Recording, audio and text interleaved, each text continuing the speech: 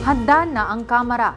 Yan ang tiniyak ni House Speaker Faustino Bojidy III kasabay ng isinagawang final run-through sa House of Representatives para sa nalalapit na State of the Nation address ni Pangulong Ferdinand R. Marcos Jr. At live mula sa Batasang Pambansa si Nomer Corporal sa detalye. Nomer? Sofia, bilang bahagi ng ikalimang State of the Nation address ni Pangulong Ferdinand R. Marcos Jr., ininspeksyon ni House Speaker Faustino Bojidy III ang plenary hall ng House of Representatives. Sa Hulyo 27, muling ihaharap ng Pangulo ang kanyang ulat sa bayan sa pamamagitan ng ikalimang State of the Nation address.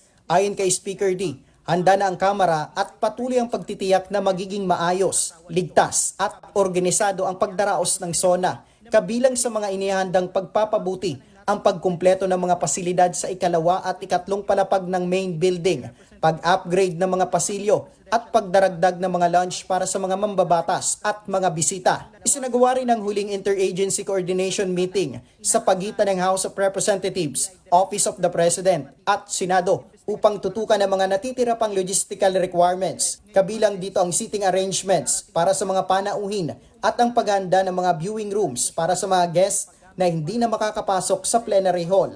Ayon pa kay Speaker D, napagkasunduan ding panatiling simple ang pagdaraos ng SONA ngayong taon. Samantala, bilang bahagi ng security at emergency preparedness, mahigit 30 medical personnel ang i-deploy, katuwang ang mga responder mula sa Department of Health at Bureau of Fire Protection. Nakantabay din ang Philippine National Police upang tiyaking mapanatili ang kaayusan at mabilis na makatugon sakaling may emergency.